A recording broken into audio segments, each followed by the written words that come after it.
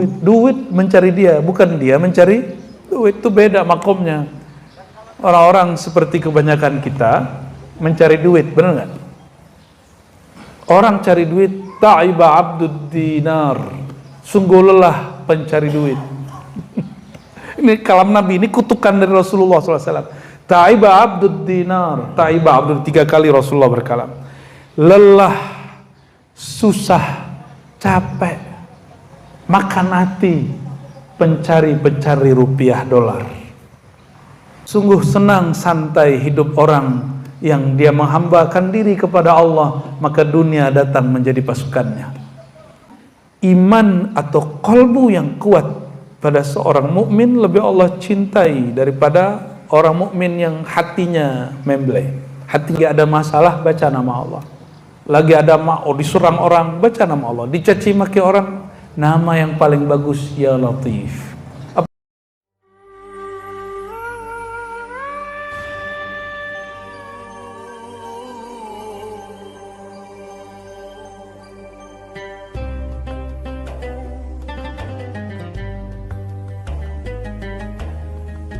Allahumma salli wa sallim wa barik alaihi wa ala alihi wa ashabihi ajma'in. Baik, jemaah bukan Allah, kita sebelumnya membaca beberapa hadis dari bab fil mujahadah, mengenai mujahadah. Mujahadah sinonim dari jihad, tapi jihad melawan musuh yang zahir, namun mujahadah melawan musuh yang batin, yaitu diri kita sendiri. Dan kita sempat membaca beberapa ayat dan beberapa hadis ya. Insyaallah kita lanjut hadis yang keempat pada pagi ini, atau ketiga ya, nanti kita coba lihat. Sebelumnya mari kita baca surah Al-Fatihah. Semoga Allah Ta'ala memberkahi majelis kajian hadis pada pagi ini, karena kata Al-Imam Al-Busiri, siapa yang ada Nabi di hatinya, maka dia tidak akan pernah merasakan kesepian atau kegelapan ya. Al-Fatihah. A'udzubillahi bismillahirrahmanirrahim. Ya na'budu wa nasta'in. Shiratal ladzina an'amta 'alaihim waladdallin. Keempat, dari babul mujahadah, an Aisyah, diriwayatkan dari Sayyidah Aisyah radhiyallahu taala anha. Sayyidah Aisyah, Nabi wafat dalam riwayat yang terkuat umurnya 18 tahun. Sehingga banyak sahabat yang wafat umur beliau masih muda dan mampu meriwayatkan hadis-hadis yang pelik, hadis-hadis yang tidak dapat kita temukan di sahabat-sahabat lain, ada di Sayyidah Aisyah. Salah satunya hadis ini, hadis tentang mujahadah Nabi, bahwa Nabi SAW selalu bermujahadah, bersungguh-sungguh jika diartikan dalam beribadah ya. Anna Nabiyya sallallahu alaihi wasallam yaqumu minal lail. Hadisnya barangkali sering kita dengar, tapi ini lebih berkah dibaca matannya ya. Nabi qiyamul lail, yaqumu minal lail, sebagian dari malam, hatta tafattara qadamah, sehingga kakinya kapalan ya, telapak Assalamualaikum. Tafattara qadama, telapak kakinya kapalan. Kapalan tuh kapalan ya? Bukan jadi kapal, bukan. Jadi seperti lihatlah santri-santri, biasanya di bawah mata kakinya itu agak ada kulit yang ya agak sedikit tebal, itu namanya kapalan. Coba terlihat santri-santri ini, ada yang kena kapalan ngaji, ada yang kena ketiduran. Tapi Rasulullah SAW bukan di bawah mata kaki itu, tapi di tumitnya sendiri. Qadamah itu tumitnya, telapak kakinya. Karena Rasulullah nggak pakai lotion apa? Nabi nggak pakai itu. Faqultu lahu, lalu aku berkata kepadanya. Nah, inilah uniknya Sayyidah Aisyah, sering nyeplos dan ceplosannya benar. Ya, ini untungnya Rasulullah SAW menikahi seorang perempuan yang muda dan satu-satunya yang gadis. Selebihnya janda. Jadi kalau orang nuduh Nabi SAW ini nafsu sekali dengan perempuan, tidak. Beliau itu menikah, itu yang nawarin bapaknya si perempuan. Datang Sayyidina Abu Bakar mengatakan, ya Rasulullah, ini putriku. Datang Sayyidina Umar, masa kalah, walaupun putriku janda, tapi kan masih muda, dibawalah Hafsah. Begitulah rata-rata. Ada orang perempuan, orang tuanya walinya sudah meninggal, tapi ketua sukunya, sepupu dari perempuan itu, wahai Rasulullah, kami juga ada perempuan mulia, tapi sudah janda. Berkenan engkau menikahi. Nabi kemudian menikahi karena urusan menyambung silaturahim dan dakwah. Jadi tidak semata-mata urusan seksual, ya. Tidak seperti orang-orang hari ini beralasan untuk berpoligami. Baik. Fakultu, lalu aku berkata, lima tasna' hadza ya Rasulullah. Mengapa engkau melakukan ini, wahai Rasulullah? Wa qad ghafarallahu laka ma taqaddama min dzambik. Sedangkan Allah telah mengampuni dosamu yang terdahulu. Wa ma ta'akhkhar. Begitu juga yang belakangan. Dalam logika Sayyidatuna Aisyah, orang banyak ibadah itu menggugurkan dosa. Sedangkan dalam logika Nabi SAW, beribadah bukan menggugurkan dosa. Ya, bukan sekedar menggugurkan dosa, bukan karena banyak dosa lalu kemudian ditebus dengan ibadah, bukan. Itu kita, orang-orang seperti kita, karena banyak dosa maka kita tebus dengan kembali menyembah Allah. Karena innal hasanat yudhibnas sayyiat, karena amal-amal yang baik akan menggugurkan perbuatan yang buruk. Tapi apa logika Nabi SAW? Apa alasan Nabi beribadah? Jawaban beliau sederhana sekali, dan ini sering kita dengar dari para khatib, ya. Sekarang kita bacakan kalimat aslinya, ya. Afala uhibbu, apakah tidak boleh aku cinta, aku suka. Nah, ini basicnya. Aku cinta, aku suka, aku menjadi abdan syakura, hamba yang larut dalam bersyukur, bukan lagi syakir. Syakir sekedar berterima kasih, tapi syakur yang larut dalam berterima kasih kepada Allah SWT. Maka di sini ada tiga maqam. Satu, mahabbah, cinta. Nabi beribadah bukan lagi cari pahala, bukan lagi ingin dapat surga, bukan lagi supaya naik pangkat, bukan lagi supaya rezekinya dilancarkan seperti kebanyakan orang hari ini ibadah, ya.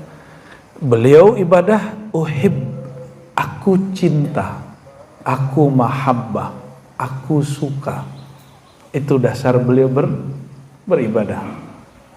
Sholat subuhnya ini adik-adik yang santri terpaksa atau sudah cinta?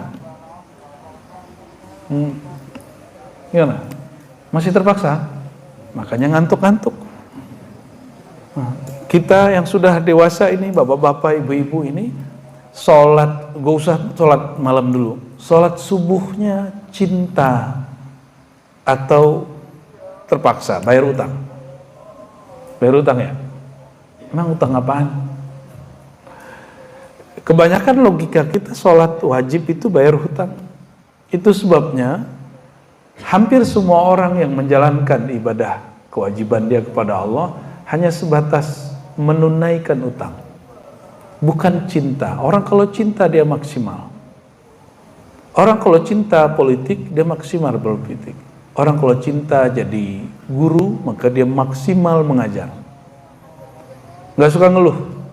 Orang kalau cinta jadi dai maka dia maksimal mengajar murid, mengajar jamaah. dan dia sediakan, dia siapkan bahan-bahan yang berkualitas, bukan asbun, bukan asal bunyi.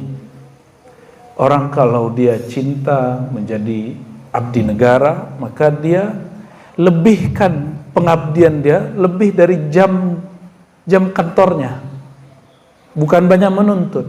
Orang kalau cinta, dia memikirkan apa yang sudah aku korbankan, bukan apa yang sudah aku terima. Tapi kalau orang belum cinta, yang dia pikirkan, ini tugas lagi ya, gaji nggak naik-naik, tunjangan nggak ada, lemburannya nggak dibayar. Ya, kalau santri mikirnya apa? Aduh, ikop nih, ikop. Ibadah dianggap ikop. Tapi bagi Nabi Muhammad SAW, beliau ibadah itu qiyamul lail karena cinta. Orang kalau ada cinta, lama terasa sebentar. Nabi kalau sholat, pernah Al-Baqarah tambah Ali Imran, tambah An-Nisa, baru ruku. Itu karena cinta. Nggak sanggup kan? Nggak sanggup. Ya semoga sekali seumur hidup pernah dilakukan. Saya pernah ada guru, dia melakukan itu. Karena dia masih hidup, saya nggak usah sebut. Orang Mesir, sekarang tinggal di Indonesia, ya, ahli hadis, mutar-mutar, difitnah orang juga macam-macam. Dan murid daripada Sidi Abdul Aziz Al-Ghumari, beliau kalau sholat itu baca tartil, dan panjang sekali. Subuh itu sholat mulai dari awal orang azan sampai kemudian kira-kira 20 menit sebelum syuruk baru selesai sholat subuhnya. Maka dia kalau sholat dia itu yang saya belum sempat nanya, kenapa engkau tidak jamaah? Ya, karena ternyata dia punya wirid sendiri. Ya. Dia punya jamaah dia sendiri. Sanggup nggak tuh? Mulai dari awal terbit fajar sampai sebelum terbit matahari 20 menit baru beres itu sholat subuhnya. Ya. Pernah sekali dia telat pulang, terus dia sholat 2 jam, 1 rakaat 2 jam. Saya teringatlah hadis-hadis ini bahwa Nabi SAW pernah sholat Al-Baqarah, lanjut Ali Imran, lanjut di hadis itu dibalik ya, Al-Maidah lalu Ali Imran. Wallahu a'lam bishawab. Dan yang kedua, abdan, menjadi hamba. Hamba ini makom. Ya. Orang kalau udah cinta maka dia siap menjadi hamba. Dan hamba itu orang-orang yang melepaskan dirinya dari selain tuannya. Siapa tuan dia? Tuhan dia hanya Allah. Salah satu nama Allah adalah Syakur. Apabila seorang hamba larut dalam cinta, mensyukuri Allah, maka dia diberi nur syukur dan juga bernama Syakur. Ya, jadi Syakur itu bukan hanya nama Kiai di Indramayu, bukan, yang baru wafat ya. Dulu pernah terjadi konflik antara saya dan beliau karena beliau mengkritik sahabat Nabi, tapi sudah, itu sudah selesai ya. Kita sudah pernah telepon-teleponan dan selesai. Syakur beda dengan syakir. Syakir bersyukur. Tapi kalau syakur, orang yang bersyukur, berterima kasih karena cinta. Maka syukur itu tidak hanya dengan ngomong alhamdulillah, tapi syakur dia berterima kasih dengan banyak bersujud kepada Allah Subhanahu wa ta'ala. Lalu syukur itu apa aja? Ada 2 jenis orang bersyukur. Perhatikan kita yang mana. Ada syukur awam, syukur orang awam, kebanyakan manusia syukur nikmah. Hanya mensyukuri pemberian. Pemberian nambah, tambah syukurnya. Pemberian kurang, kurang syukurnya. Ada yang kedua, ini syukur para kekasih Allah, wali-wali Allah, disebut syukrul khawas. Apa itu? Syukurul mun'im. Mensyukuri zat Allah yang memberi nikmat. Jadi dia tidak memperhatikan nikmat semata, yang dia perhatikan sumber nikmatnya dari siapa. Kalian ini adik-adik ini pernah dapat hadiah dari ini enggak? Santriwati enggak? Tapi jangan kasih tahu Pak Kiai. Nanti bisa disidang nanti sama Ustadz ya. Kita kalau dikasih hadiah oleh orang yang kita suka, itu berkesan sampai ke hati walaupun pemberiannya sedikit. Tapi kalau dikasih oleh orang yang gak dikenal, kita juga belum ada kontak dengan dia, rasanya kalau dikasih banyak pun rasanya sedikit. Tapi kalau diberi oleh orang yang kita kenal, kita suka, pemberiannya sedikit terasa besar. Maka suami istri kalau masih nuntut ingin dihormati, di ini, itu berarti dia belum kenal pasangannya.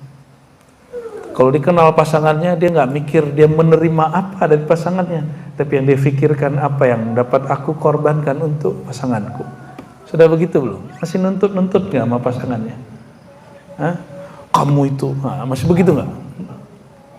Kalau masih begitu, belum cinta yang hakiki, belum cinta fillah, baru cinta fisyahwah, baru cinta syahwat. Ya. Nanti kalau habislah syahwatnya, habis juga cintanya. Nauzubillah min dzalik.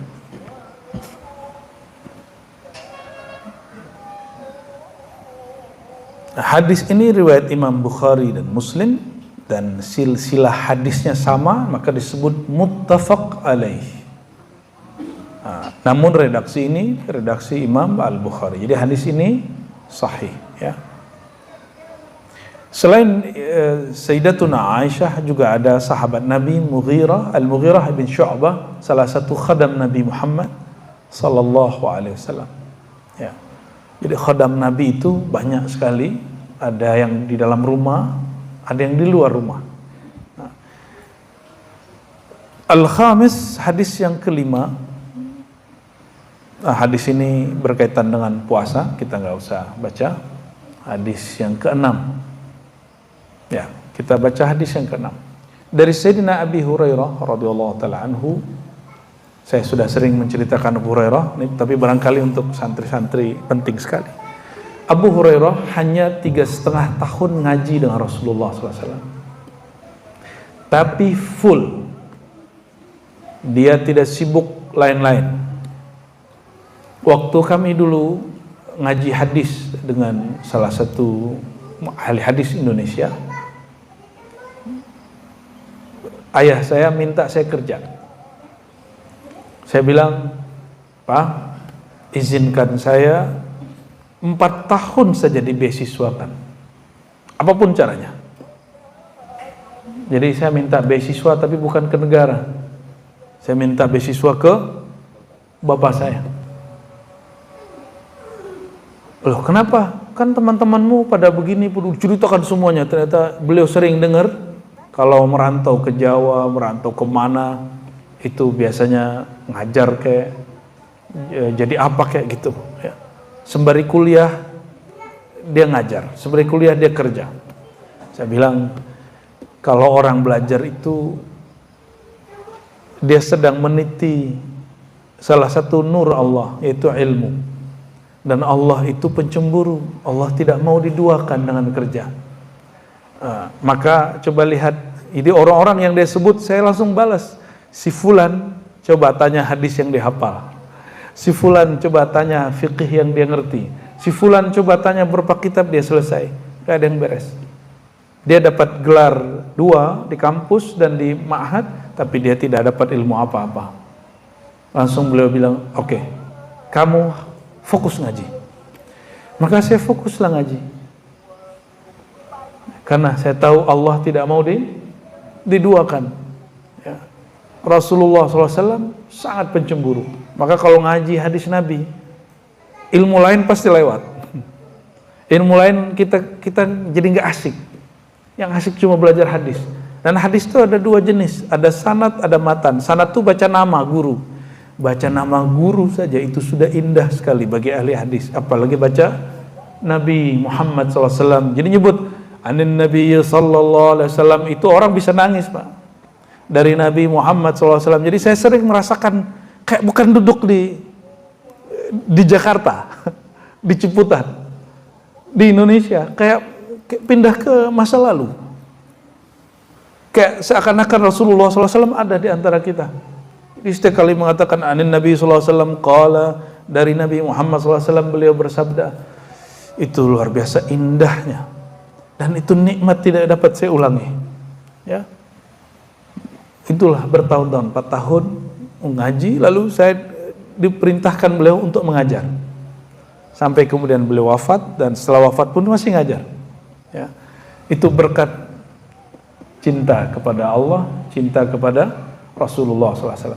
Oleh karenanya hadis pun saya tidak menghafal, karena cinta cukup ingat yang kita cintai, itu langsung ingat semua, nggak perlu ingat-ingat hurufnya, langsung ingat hadisnya. Maka insya Allah apapun yang kami amalkan itu pasti ada dalilnya, hadisnya dari Nabi Muhammad Sallallahu Alaihi Wasallam. Dalilnya sebenarnya satu aja, cinta Nabi Muhammad Sallallahu Alaihi Wasallam. Sayyidina Abu Hurairah ketika masa Sayyidina Umar itu disidang. Abu Hurairah, kenapa hadismu lebih banyak dari hadisku? Kira-kira begitu. Aku bersama Rasulullah sedari beliau masih di Mekah. Ya. Engkau hanya beberapa tahun sebelum Nabi wafat. Apa jawaban beliau? Wahai Umar, wahai Amirul Mukminin, engkau sibuk di pasar, aku sibuk bersama Rasulullah SAW. Orang Madinah sibuk di ladang, di kebun, aku sibuk bersama Rasulullah SAW. Engkau menyaksikan sahabat-sahabat berjualan, orang Madinah sibuk menyaksikan orang bercocok tanam, aku sibuk menyaksikan Nabi beraktivitas. Minimal Sayyidina Abu Hurairah ini santri, nginapnya di masjid, disebut Ahlus Suffah. Jadi kalian ini sebenarnya penerus Abu Hurairah ya. Bedanya Abu Hurairah pernah nggak makan 3 hari. Ini makan sekali, sehari 3 kali, beda dengan Abu Hurairah. Abu Hurairah 3 hari nggak makan. Kalau santri sekarang dalam sehari 3 kali makan. Masa kalah sama Abu Hurairah? Abu Hurairah pernah datang kepada baginda Nabi Muhammad SAW. Ini pakai begini sunnah. Ya. Beliau pakai begini, cuma musim dingin, diikatlah di lehernya. Ikatnya terlalu kencang. Lalu curhat, wahai baginda Rasulullah, hafalanku sulit, otakku lemot. Ya. Apa kata Nabi SAW? Ubsut ridak. Coba, ini rida, ini bukan sorban. Rida itu selendang. Selendangmu tolong engkau lapangkan. Maka diajarkan Nabi SAW, apakah dengan cara menaruh begini seperti yang saya lakukan hari ini, atau dengan sekedar melapangkannya. Di saat beliau melapangkan itu, lapanglah dadanya, lapanglah pikirannya. Apa urusannya coba melapangkan rida, kain selendang ini dengan hafalan? Itu disebut oleh guru kami ad-du'a birrumuz, doa dengan simbol-simbolik. Ternyata itu tidak khurafat. Kalau orang dulu di negeri kita kalau bikin rumah, naruh pisang, gantung pisang gitu, gantung buah merah cabai. Ternyata itu doa birrumuz, bukan khurafat, tidak syirik. Karena Nabi SAW pernah melakukan itu dan itu tidak syirik. Ya, doa apa namanya? Doa birrumuz. Ya, ada ustadz yang mengaku manhaj sunnah lalu mengatakan tidak ada tuh hadis Nabi bahwa beliau berdoa begini, yang ada begini. Apa tuh begini gimana? Pakai punggung tangan, yang ada cuma pakai telapak tangan. Dia nggak baca. Ini tanda orang-orang yang hari ini mengaku manhajnya sunnah itu tidak khatam kitab sunnah. Kitab sunnah yang nomor 3, yang paling masyhur adalah setelah Sahih Bukhari dan Muslim, namanya Sunan Abi Daud. Sunan jamak dari sunnah, kumpulan sunnah Nabi yang dikumpulkan oleh kawan Imam Bukhari bernama Abu Daud. Di situ beliau mengatakan, Nabi idza da'a bi batni kaffi. Nabi kalau berdoa dengan telapak tangannya. Wa idza ista'adha, jika berlindung maka berlindung dengan bizahri yadi, dengan punggung tangannya. Ada hadisnya. Cuma orang hari ini sok-sok sunnah lalu menolak yang dia tidak tahu. Nah, kalian nanti jangan begitu ya. Kalau nggak tahu bilang nggak tahu. Dia lihat ada orang beramal, terus dia nggak tahu dalilnya. Oh, saya nggak tahu dalil itu. Cukup katakan begitu. Dan mengaku tidak tahu itu bagian daripada ilmu. Ciri-ciri orang jahil selalu memvonis sesuatu yang sebenarnya dia nggak tahu. Menjawab semua pertanyaan yang ditanyakan. Ya, seakan mengetahui semua dalil padahal dia tidak mengetahui kecuali sedikit dalil. Sayyidina Abu Hurairah hanya 3,5 tahun bersama baginda Nabi Muhammad SAW, tapi hadisnya paling banyak. Hadis dia lebih dari 5.000. Anggaplah setiap hari ketemu Nabi SAW 5 kali, karena Nabi SAW keluar ke masjid berapa kali? 5 kali. Kalau setahun berapa hari? Anggap 360 kali 5. Berapa? Oke, 3 tahun. Jadi masuk akal ada 5.000 hadis? Masuk akal. Sederhana tuh logikanya. Dan yang menghina Abu Hurairah ini banyak. Salah satu kelompok hari ini yang masih bertahan namanya kelompok Syiah Rafidah. Syiah. Jadi Syiah ini ada 2 yang paling kuat. Ada Syiah Zaidiyah, sekarang Houthi.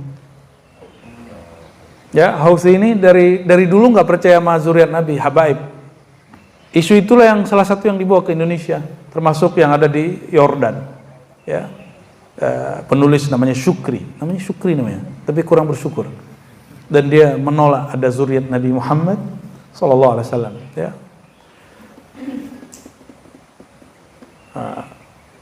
Sedangkan yang di Iran disebut Itsna Asyariyah.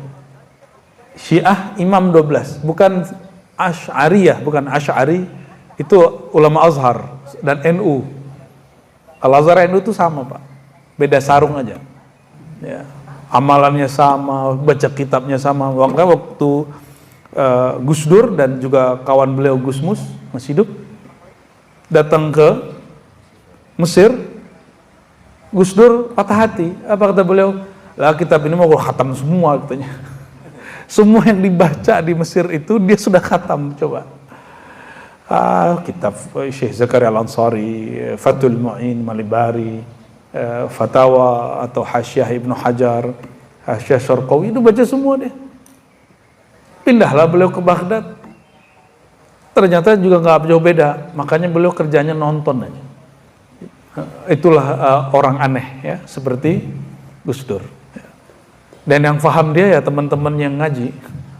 Kalau ditanya, jawabannya lebih pintar daripada gurunya, karena bacaan dia sudah banyak. Ya. Sayyidina Abu Hurairah, hati-hati, hari ini ada kelompok-kelompok yang mulai menghinanya. Dan muncul kelompok-kelompok liberal. Sebenarnya liberal ini definisinya nggak jelas. Memakai kalam-kalam Syiah untuk mengkritisi Abu Hurairah. Ya, masa orang cuma 3,5 tahun bersama Nabi, hadis lebih banyak. Nah, dia nggak pakai logika kita tadi. Kalau saya cukuplah logika itu. Logika bahwa Nabi SAW setiap hari keluar masjid, ya, pergi ke masjid, dan selama 3,5 tahun adalah 5.000 kali lebih.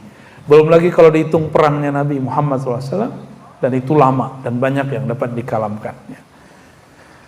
Abu Hurairah mengatakan Nabi SAW bersabda, Al-mu'min al-qawi khairun wa ahabbu ilallah minal mu'min ad-dha'if. Ini hadis juga sering dipakai oleh orang-orang pergerakan.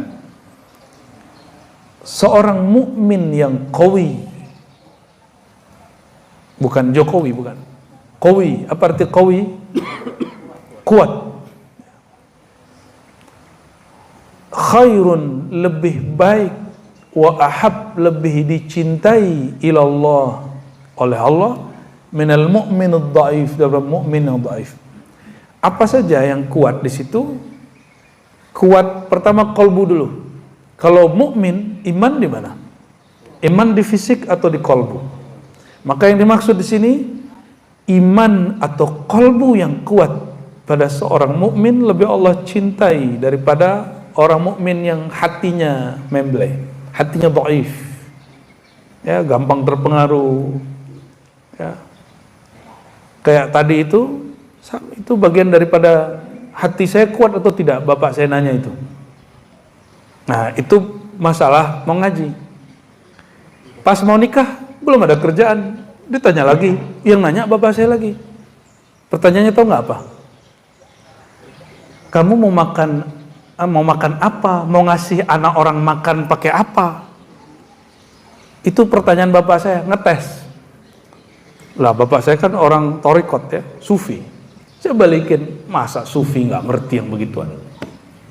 Beliau senyum, ya ente nikah katanya. Ya, kita balikin begitu.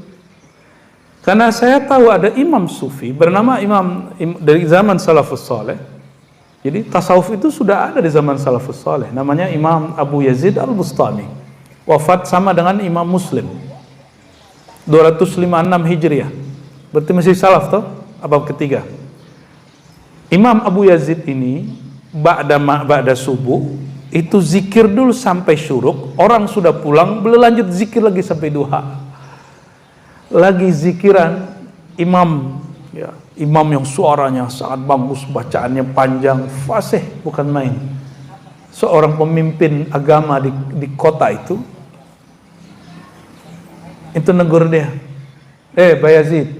Nah, Abu Yazid kependekannya apa? Ya, Bayazid, Bayazid, dengan apa engkau makan hari ini? Orang-orang kerja, engkau duduk di masjid. Orang-orang berangkat ke ladang, ke sawah, ke pasar, engkau masih sibuk dengan tasbih. No. Tahu nggak jawaban beliau apa? Hah? Imam masjid ngomong begitu katanya.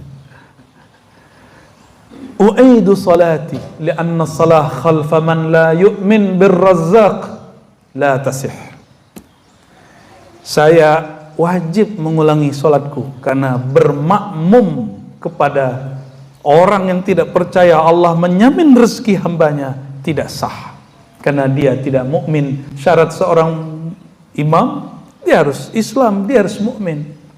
Maka dia ulanglah, dia qadha salat subuh, di salat subuh lagi Pak, kunut lagi dia, kunut di waktu duha. Itulah sejarahnya ya, subuh plus duha itu dalilnya tuh.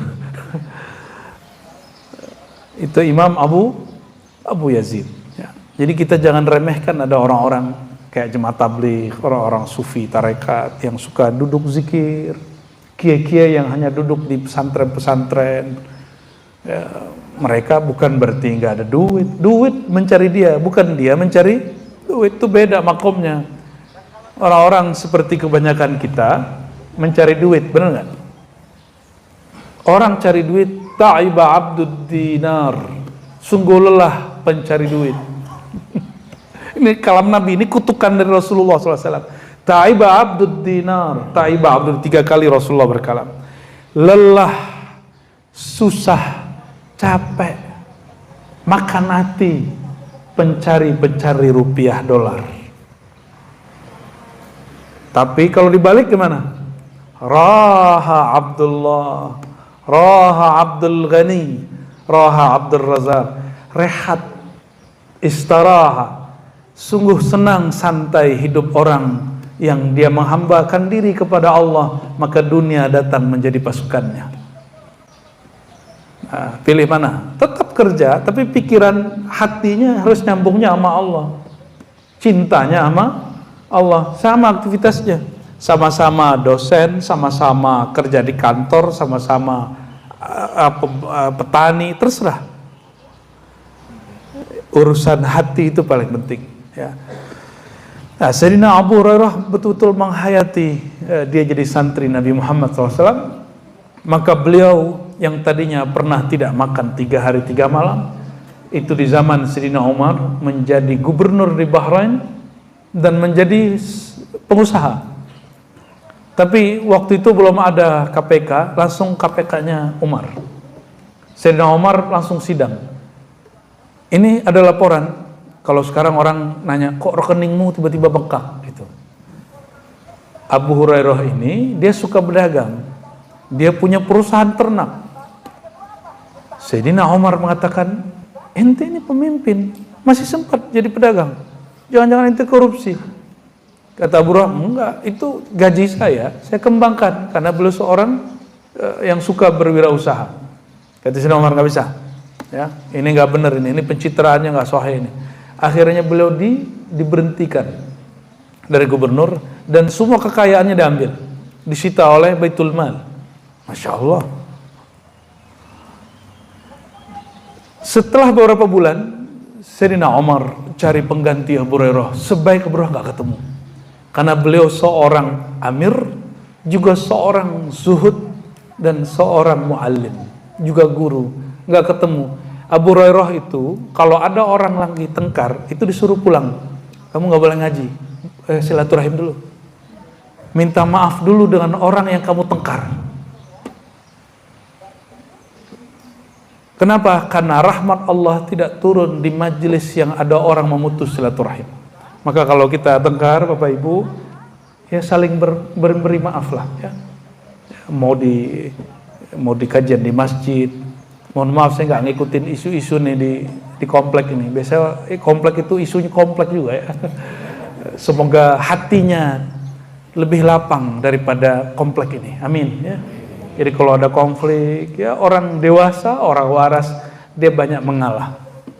Yang penting ada aktivitas di sini, di kampung tempat kita tinggal, supaya nurnya jalan. Jadi orang kalau tengkar, Bapak Ibu, ini kampung yang sejuk ini jadi panas. Mau panas apa sejuk?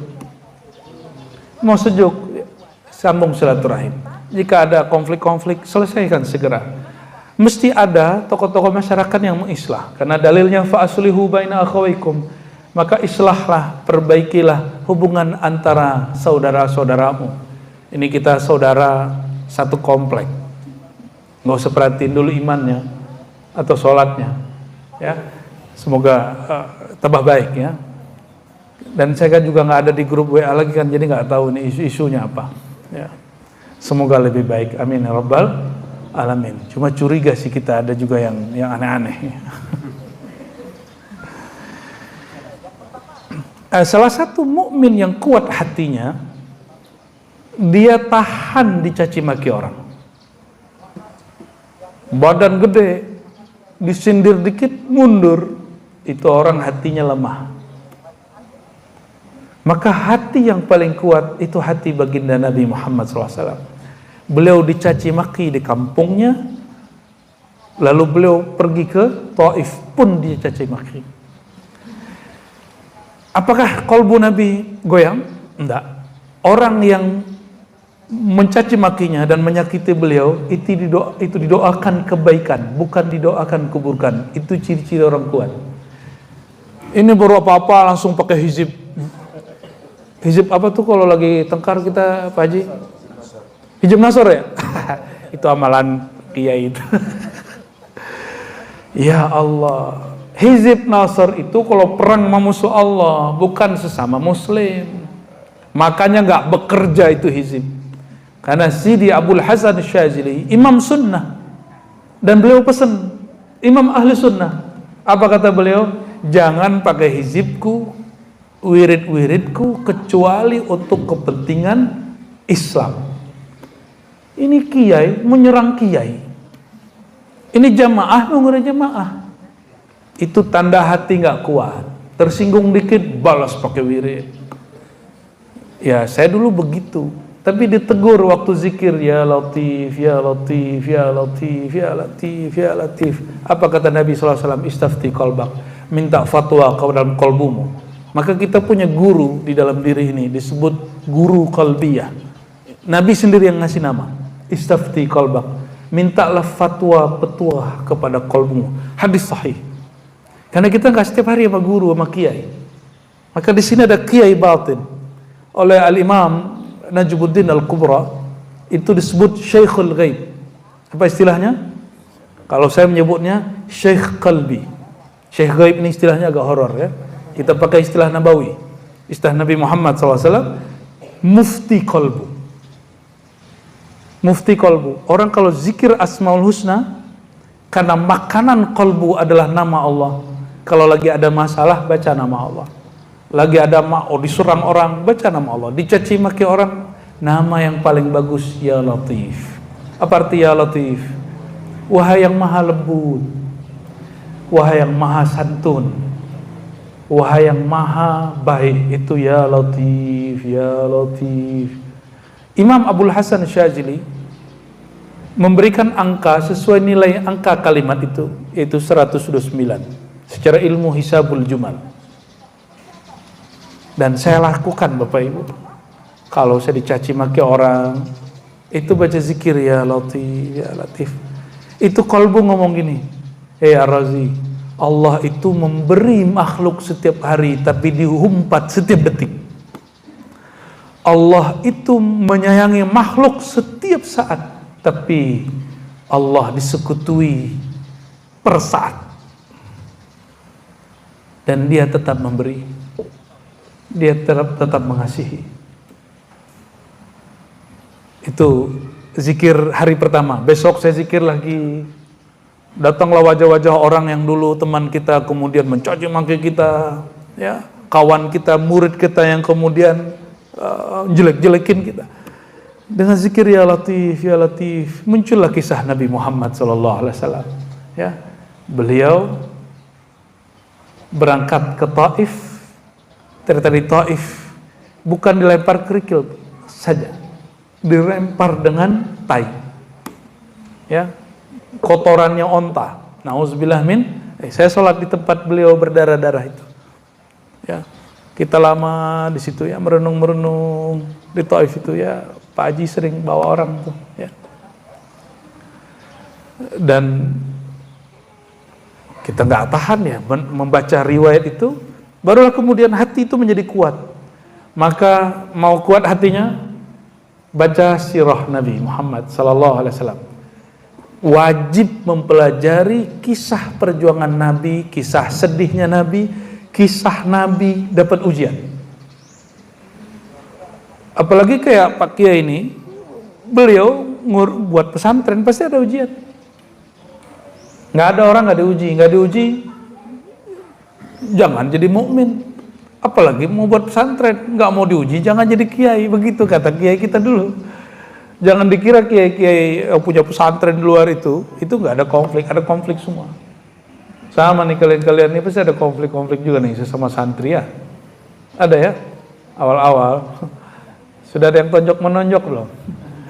Jangan lapor orang tua, ya. Bereskan sesama mukmin yang qawi, nggak usah lapor-lapor, nggak usah cengeng. Ini dikit-dikit lapor ke emaknya, ya. Celana dalam habis, lapor emaknya. Ya. Makan telat, nangis ke emaknya. Gimana mau jadi mukmin al-qawi? Mental begini, nanti kalau jadi politisi datangnya ke dukun. Karena suka ngeluh, pengen jalan pintas, atau cari uskun, ustadz tapi dukun. Oh itu banyak hari ini. Bajunya ustadz, dalamnya dukun. Bajunya wali, dalamnya setan. Nauzubillah min zalik. Karena syaitan dapat mengalir di seluruh pembuluh darah. Jadi syaitan dapat nyamar jadi kiai, jadi ustadz, jadi ahli zikir. Dia gunakan zikir untuk kepentingan duniawi. Nauzubillah min zalik. Untuk nyerang orang. Nah itu kiai syaitan itu. Ya, bukan kiai kekasih Allah. Nauzubillah min dzalik. Jadi mukmin yang kuat bukan hanya fisik, tapi kolbunya tahan banting. Kolbunya tahan banting. dicolek dikit di sosial media langsung balas. Itu nggak kuat kolbunya, kolbu cemen itu, kolbu dhaif. Ya, disentil dikit sama YouTuber, sama Facebooker, apalagi Instagraman, langsung kemudian ngamuk. Ya salah. Rasulullah SAW itu dibicarakan di setiap sudut Mekah. Kalau beliau mesti datang ke setiap rumah, kapan selesai masalah? Ya, maka saya kasih tahu beberapa orang-orang yang ngaji kita dulu, jangan balasin kalau ada orang caci makimu, gak usah ditanggapi. Maka ketika ada satu orang saja nanggepin baik di Facebook, apalagi mendatangi rumah orang yang begitu, itu hatinya nggak beres, hatinya lemah. Kita kasih tahu dia udah cuek, udah nggak mau denger. Kita kasih tahu dia main handphone, hatinya sudah lemah. Ya, orang kalau udah begitu, ya sudah. Laka malaka, ya. Apa yang urusan kamu udah begitu jadinya. Ya. Tilka ummatun qad khalat laha ma kasabat wa 'alaiha ma iktasabat. Wa fi kulli khair wa fi kullin khair. Mukmin yang kuat itu mindset dia segala sesuatu pasti ada baiknya. Mau musibah itu kan bahasa Arab. Allah ingin menyentil itu asaba. Maka di Quran silakan cek ke Pak Kiai, beliau hafiz Quran. Kata asaba itu tidak hanya untuk negatif, juga untuk hal yang positif. Benar Ustaz? Ya. Jadi Allah memusibahkan tidak hanya keburukan, tapi juga khair. Ya. Tapi kita di bahasa Indonesia musibah hanya yang buruk-buruk. Hanya yang buruk-buruk. Padahal dalam Al-Quran ada yang baik, ada yang buruk. Bahkan kata bala di Quran itu ada khair, ada syar, ada hasanah, ada sayyi'ah. Ya. Karena kata bala itu artinya adalah ujian untuk menaiki orang. Bahasa lainnya menempa. Pisau terbaik, pisau yang ditempa lama. Maka kolbu terbaik, kolbu yang ditempanya berkali-kali. Termasuk memahami aliran-aliran. Ini jangan dikira Pak, hampir semua aliran-aliran yang ada di tahun 1997 sampai 2010 saya ikut. Hampir semua. Minimal ada perwakilan yang mirip satu. Untuk aliran negara Islam ikut satu kelompok ini. Ya, silakan Kiai. Untuk aliran manhaj sunnah saya ikut satu kelompok ini. Ikut juga yang versi yang ada di negara jiran, ya. Ikut juga yang kemudian yang ada di India. Toriko kita ikuti, kita penasaran, kita ingin mencari tahu. Namun alhamdulillah kita nggak berhenti. Bagi kita ini semua orang Islam dan semua orang beriman dan yang ingin mendekat kepada Allah, tapi beda-beda cara. Sampailah kemudian ngaji hadis, ternyata torikotnya Nabi ngaji. Udah kita ngaji-ngaji aja, baca kitab, membaca sunnah Nabi. Dulu saya kira guru saya itu ngaji hadis itu surbanan tiap hari, pakai gamis tiap hari. Ini boleh loh pakai gamis tiap hari, tapi ini hanya persepsi saya. Dulu saya kira guru sunnah saya itu setiap hari pakai serban, pakai gamis, pakai tongkat. Ternyata 4 tahun ngaji dengan beliau hanya pakai sarung dan pakai baju koko, ya, kopiahnya kopiah putih. Kalau khutbah pakai kopiah hitam. Kalau ke tempat tertentu baru pakai gamis, sekali aja. Ya, sampai kemudian beberapa lebih dari 10 tahun kita khidmat kepada beliau, itu hanya 2 kali pakai gamis. Artinya apa? Ternyata sunnah Nabi itu bukan hanya cara berpakaian Arab. Tapi sunnah Nabi itu lebih sederhana dari itu. Pernah dapat hadis nggak Nabi pakai sarung?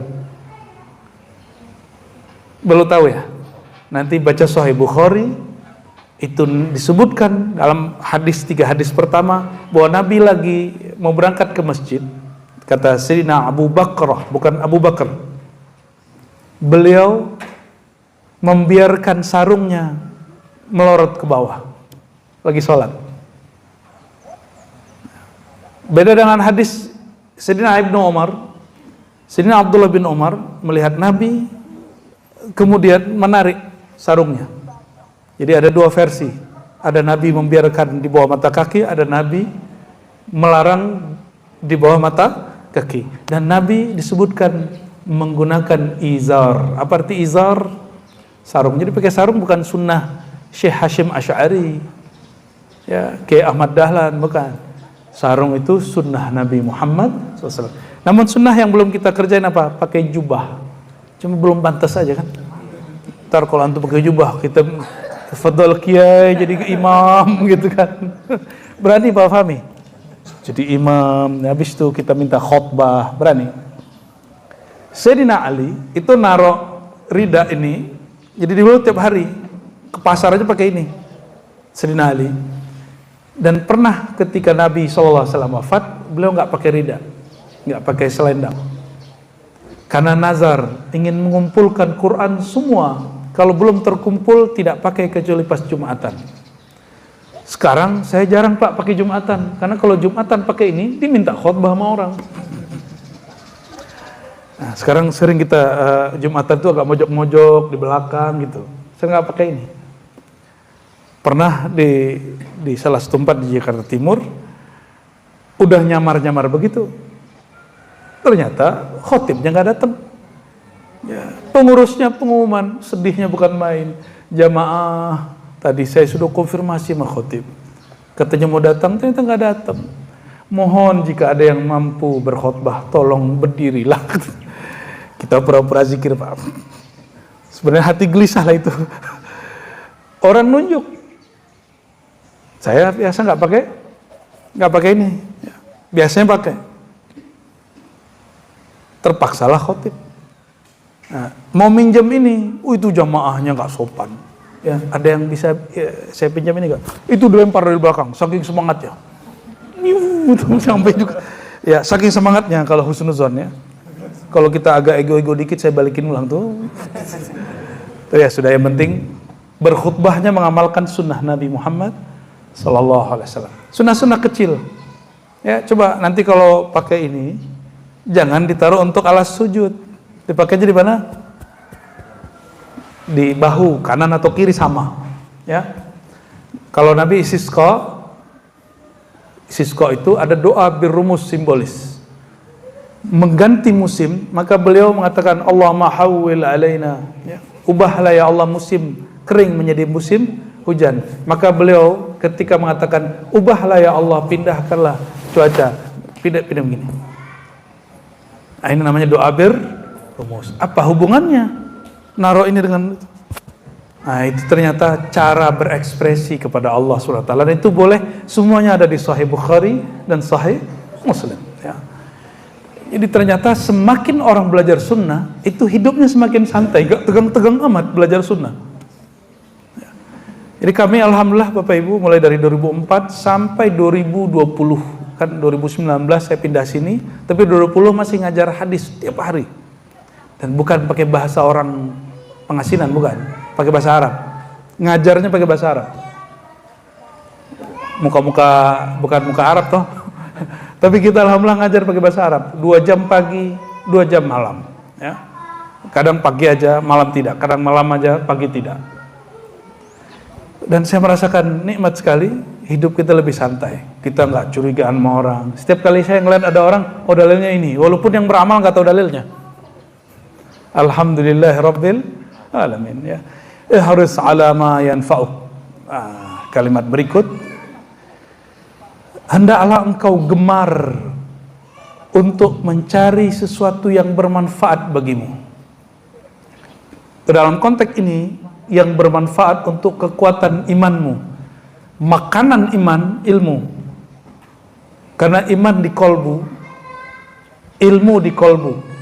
Maka orang yang kurang ikut kajian-kajian keilmuan, hanya didoktrin, ini mohon maaf, kajian ini ada 2 jenis. Ada kajian mendoktrin, menghilangkan logika sehat, kolbu yang bercahaya, dengan orang yang memberi makan kolbu. Apa itu? Menjelaskan ayat, menjelaskan sunnah. memahami hikmah-hikmah itu akan diberi terus. Jangan engkau lemah. Maka ada sahabat sendalnya putus ngadu ke Rasulullah, lemah nggak tuh? Gitu doang ngadu ke Rasulullah. Apa kata Nabi SAW? Sholli rakaatain, sholat 2 rakaat. Untung dia ngadu ke Nabi, bukan ke dukun. Ke dukun ntar nanti dicari arah kemana nih hilang sendalnya nih ya. Kan begitu. Maka dalam hadis dikatakan man ata arrafan, siapa yang datang ke dukun. Dukun di situ artinya orang sok tahu, sok pinter, bukan orang pinter. Lam tuqbal salatuhu 40 yawman, tidak diterima salatnya 40 hari. Maka kita senang di musim politik orang hari ini nggak datang ke dukun, datangnya ke survei, tim survei. Itu bagus. Itu waras, Pak. Ya, yang nggak waras itu datangnya ke siapa? Ke dukun. Apalagi ada orang mau kaya datang ke dukun, dukunnya miskin. Pengen wiridan kaya, dukunnya dipanggil Mbah Yai. Mbah Yai pengen kaya. Lah si dukunnya kismin. Kalau wiridan dia mujarab, pasti dia kaya duluan, Pak. Ini orang nggak waras kalau udah masuk perdukunan itu ya. Jadi nggak waras. Wa in asabaka syai'. Nah, itulah rahasia kenapa sholat tidak diterima. Wala taqrabus shalah wa antum sukara. Jangan kamu sholat kamu sedang mabuk. Ada mabuk karena minuman yang memabukkan. Ada orang mabuk karena pemahaman yang memabukkan. Wallahi demi Allah, orang yang suka datang ke dukun itu jiwanya, pikirannya mabuk. Maka sholat dia nggak diterima. Gimana mau terima pikiran dia nggak di badannya? Dalam hati dia sholat hanya fisiknya sholat, batin dia nggak sholat. Nggak diterima sholat orang begitu, sholat mabuk gitu. Ya. Jadi jika mabuk fisik tidak diterima sholatnya, apalagi mabuk batin. Kalau orang minum khamar, dia tobat Pak besok, selesai. Tapi kalau orang datang ke dukun, tobatnya mesti nasuha, baru ibadah dia diterima, sholat dia diterima. Ya, na'udzubillah min dzalik. Wa in asabaka syai', jika engkau mengalami sesuatu, fala taqul law anni fa'altu kadza, seandainya aku melakukan ini, melakukan itu. Sering ngomong gitu enggak? Ya, mohon maaf nih, pernah jatuh motor enggak? Pernah. Coba kalau aku tadi lewat sono, gitu enggak? Ya, pernah tabrakan enggak? Terus ngomong, coba aku tadi, kalimat begitu minasyaitan, ya. Dikatakan fa inna law, karena kalimat seandainya, coba kalau begini, taftah amal syaitan, engkau sedang membuka akses untuk aktivitas syaitan.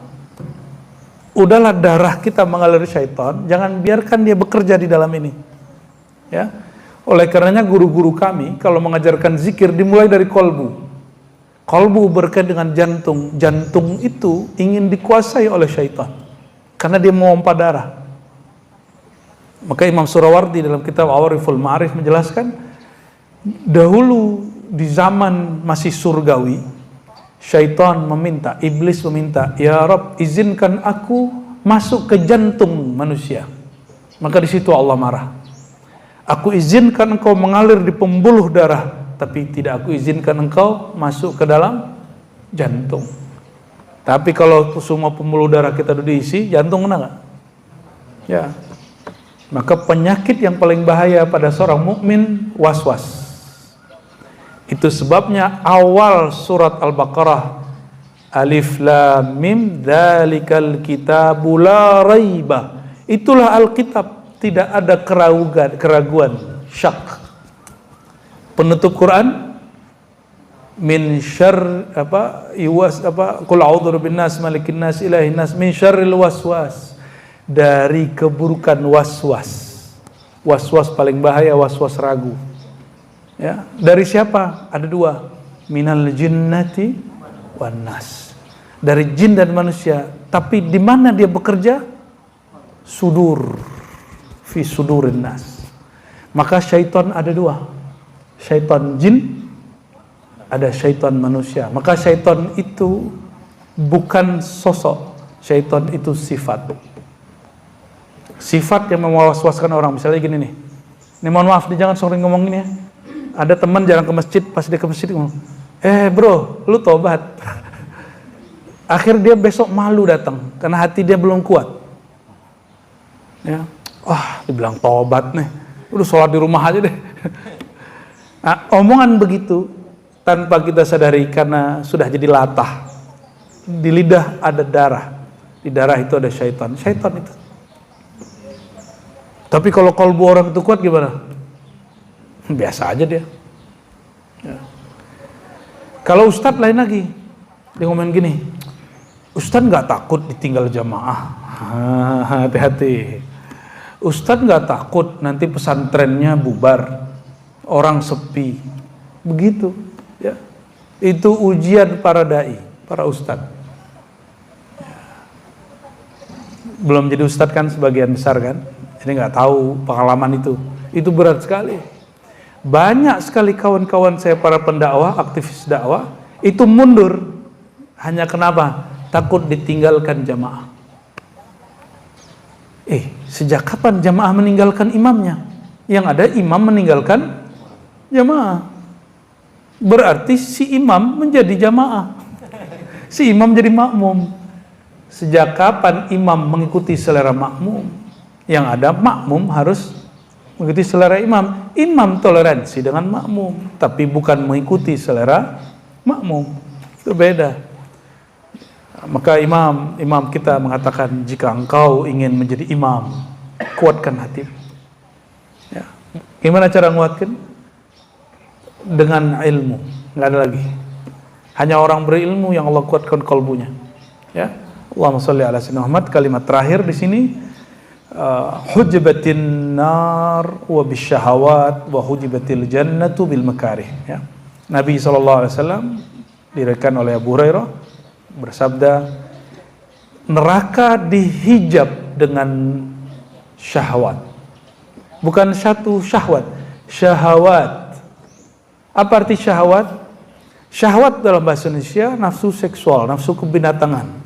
Tapi dalam ilmu keislaman, ini yang paling bagus menjelaskan Imam Ghazali, syahwat itu ada 2, bahkan 3, bahkan 4. Ada syahwat binatang ternak, itu makan, minum, kawin. Makan, minum, kawin. Ada syahwat emosi, ingin marah menguasai orang, itu syahwat sibaiyah seperti binatang buas. Ada syahwat syaitaniyah, syahwat yang suka memanipulasi orang. Ada nggak teman-teman kita nggak tenang kalau nggak manipulasi hati orang? Tapi orang itu sebenarnya lemah. Maka provokator rata-rata itu otaknya otak syaitan. Ketika orang demo, dia nggak ada di demo. Ya, orang demo dia kabur. Saya berkali-kali ketemu orang itu di pesawat. Ya, orang yang ngajak demo itu berkali-kali, Pak, di bandara. Loh, orang disuruh turun, dia terbang sama kita ke daerah. Saya kan nggak ngajak demo. Waktu itu, ya, waktu hari itu saya nggak ngajak demo. Karena torikoh saya nggak demo, Pak. Manhaj saya nggak demo. Manhaj kita an-nasihah, suka memberi nasihat dan suka mendoakan kebaikan, bukan suka mendemo keburukan. Ya, kalau orang suka demo itu hak dia, hak demokrasi. Kalau nggak dikit-dikit demokrasi. Itu banyak yang provokator itu otaknya otak syaitan. Ya, jadi otak-otak intelektual dari kegaduhan di semua negeri. Itu syaitan sampai ke otaknya. Jantung dia mungkin tidak, tapi sampai ke otaknya. Lalu ada syahwat malaikat. Nah, malaikat punya syahwat. Tapi malaikat tidak makan, tidak minum seperti kita, tidak kawin seperti kita, tidak emosional seperti kita. Tapi dia punya syahwat. Apa syahwat malaikat? Syahwat malaikat itu hanya mendatangi majelis ilmu dan zikir. Maka kalau ini nggak lihat kan, antum kalau lihat ke atas, kalau kolbunya tajam, Allah bisa rasakan, kasih rasakan bahwa malaikat lagi rame. Karena setiap kali ada majelis orang menyebut nama Allah, ilmu Rasulullah SAW, malaikat mengatakan, wahai malaikat pojok timur, barat, utara, selatan, halumma ila hajatikum. Mampir sini, gabung sini. Dan sampai kemudian rame begitu. Apa hajat mereka? Mendengarkan kalam-kalam Nabi SAW. Maka malaikat itu ilmunya pengen nambah juga. Lalu Nabi SAW mengatakan, tahukah kalian apa rezeki yang Allah beri kepada malaikat? Yaitu tasbih, subhanallah bihamdi, subhanallahil azim. Itu rezekinya malaikat. Kalau ingin rezekinya diberkahi Allah, bacalah subhanallah bihamdi, subhanallah azim 100 pagi, 100 sore. Diberkahi rezekinya. Ya.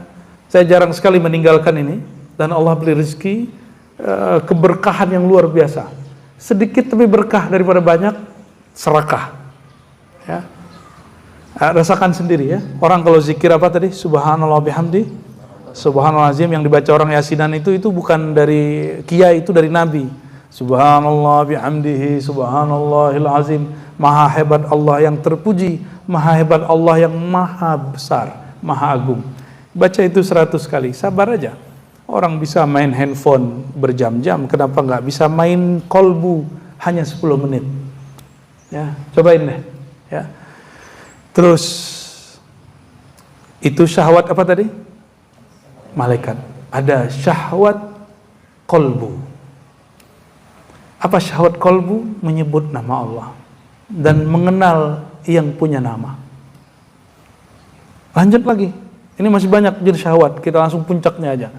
Ini dipendek 4, 7 bahkan. Ada syahwat ruh. Ruh punya syahwat. Jadi syahwat itu artinya apa? Keinginan-keinginan. Syahwatnya ruh ingin jumpa dengan Allah Sang Pencipta. Ingin jumpa dengan ruhannya Rasulullah SAW. Jadi orang yang sholawat, rindu Rasulullah, ingin mimpi, itu ruhnya. Ruhnya yang kemudian ingin merasakan itu. Dan itu kabar gembira kepada siapapun yang merindukan Rasulullah SAW. Ya, berarti ruhnya sudah menemukan syahwatnya. Dan itu disebut syahwah ruhiyah, syahwat aliyah muqaddasah, syahwat yang suci. Maka tidak semua syahwat negatif. Inilah rahasia kenapa Nabi juga menikah. Coba saya mau nanya Bapak Ibu, kalau dalam logika orang awam, orang suci itu tidak menikah, benar nggak? Tapi dalam logika Nabi SAW, kalau pikirannya kepikiran syahwat lawan jenis, dia mesti salurkan dengan cara yang halal, dengan membaca nama Allah, dengan berzikir saat melakukannya. Itu logika Nabi. Jadi nggak munafik. Dia membayangkan, tapi dia menolak. Dia mengangan-angankan, tapi dia mengharamkan. Dia bilang bid'ah haram, nonton begitu, tapi dia tonton kalau dia sendiri. Ya. Jadi benerlah tuh ya, candaan ada adik kelas saya yang di podcastnya Deddy Corbuzier itu, ketika ada seorang pendeta mengatakan, kenapa sih Islam mengharamkan babi? Dia alihkan, itu logika mengalihkan kalam. Pinter juga adik kelasku itu ya. Apa kata dia? Waduh, manggilnya Pak Pendeta Pak Bante. Pak Pendeta, lebih nikmat kawin nikah daripada babi. Diam langsung. Hal yang nggak nyambung, tapi nyambung jadinya. Nah, Nabi SAW menikah. Itu syahwatnya kira-kira syahwat binatang, syahwat ternak, syahwat buas, syahwat syaitan, syahwat malaikat, apa syahwat ruhiyah? Aktivitasnya sama-sama makan, sama-sama kawin, sama-sama jima, sama semua. Tapi dimensi kolbunya beda. Itu yang disebut innamal a'malu bin niat. Niat Nabi begitu untuk menyaksikan rahmannya Allah, rahimnya Allah. Nah, kalau antum begitu tak nikah habis ini ya. Ya, jadi menikah untuk menyaksikan rahman dan rahimnya Allah. Bukan sekedar melepas nafsu kebinatangan. Apa bedanya dengan binatang? Nah, maka disebut hujibatin nar bisyahawat. Nar, neraka, dihijab dengan syahwat. Syahwat, apa yang maksud sini? Nah, maka nar ini ada nar hakiki, itu nar tempat disiksa. Ada nar yang sifatnya maknawi. Nar maknawi, kata Imam Ghazali, segala sesuatu yang tidak sesuai dengan kehendak Allah tapi sesuai dengan syahwatmu. Syahwat di situ syahwat binatang dan syahwat syaitan. Bukan syahwat malaikat atau syahwat ruhiyah. Ya. Segala sesuatu yang mengikuti syahwat kita itu nar. Karena neraka itu dibalut dengan kesenangan-kesenangan. Maka saya kalau tanya, jam 2, jam 3, senangnya bangun, sholat, zikir, atau tidur? Tidur itu bagian dari syahwat badan.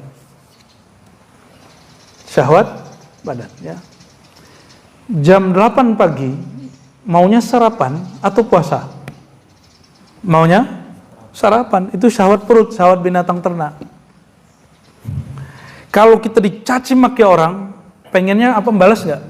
Itu namanya syahwat kebinatangan, binatang buas. Maka Nabi SAW mengatakan, jika engkau berpuasa pada hari berpuasa, lalu ada orang mencacimu atau ngajakmu tengkar, lagi di jalan dibentak orang, bego lu, gitu kan. Kalau kita disalib-salib orang, pernah digituin nggak?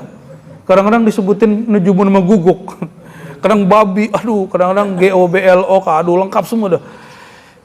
Terpancing nggak mau jawab? Kalau terpancing, berarti batal puasa batinnya. Dia harus istighfar batinnya. Ya, apa kata Nabi? Jika engkau diajak tengkar sama orang, dicaci sama orang, dikata-katai orang, falyaqul inni shaim, katakan aku puasa. Berarti puasa apa itu? Puasa perut?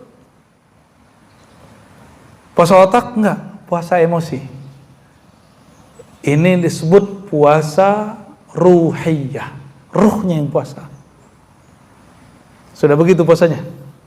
Jangankan di jalan, di rumah aja masih bentak-bentakan sama anak istri. Belum masuk itu, belum masuk, ya. Di rumah aja masih kasar sama keluarga kita. Gimana mau di luar? Ya. Mau di luar mau baik, di luar belum. Mulai dari rumah dulu, tumbuhkan sifat halim, sifat santun di rumah, pasti di luar bagus. Makanya rumah gelap, tidak ada nur, baca salawat di sana 10 menit aja, 15 menit aja, itu rumah langsung terang, Pak, di sisi Allah. Qalbunya langsung terang, nurnya Nabi langsung ada di rumah. Syukur-syukur kayak teman-teman yang suka membacakan kitab di rumah, indah sekali. Ya, kawan-kawan saya itu ada yang setiap ba'da sholat dia bacakan buku-buku hadis untuk keluarganya. Itu lebih afdal. Cuma kalau keluarga santri itu norak begitu. Kalau keluarga santri pengennya langsung diskusi, Pak. Ya, tapi kalau orang awam hijrah pengennya formal-formal. Nah, itu silakan pilih stylenya masing-masing, ya. Dan di penutup hadis dikatakan, jika neraka dibalut dengan syahwat, sedangkan surga tempat bahagia, hujibat bil makarih, dihijab, ditabir dengan sesuatu yang kita tidak suka. Kita dicaci, kita tidak suka dicaci, benar nggak? Kita nggak suka diam, tapi kita diam, kita senyum. Itu surga pertama. Maka Nabi SAW mengatakan, isbir falakal jannah, sabarlah kamu, kamu dapat bahagia. Surga dari di dunia, apalagi di akhirat. Maka coba lihat di dunia ini, orang paling bahagia orang yang jarang marah-marah. Mau dia kiai, mau dia habib, kata orang wali, suka marah-marah, itu wali setan itu. Nggak ada wali Allah suka marah-marah. Marahnya wali, marah nur, bukan marah nar. Marah dia menghidupkan kolbu. Makanya adik-adik santri, ini tuh tepar-tepar, Pak. Maklum kita pernah nyantri loh. Kalau dimarahin kiai guru, terima. Karena marahnya guru menghidupkan kolbu.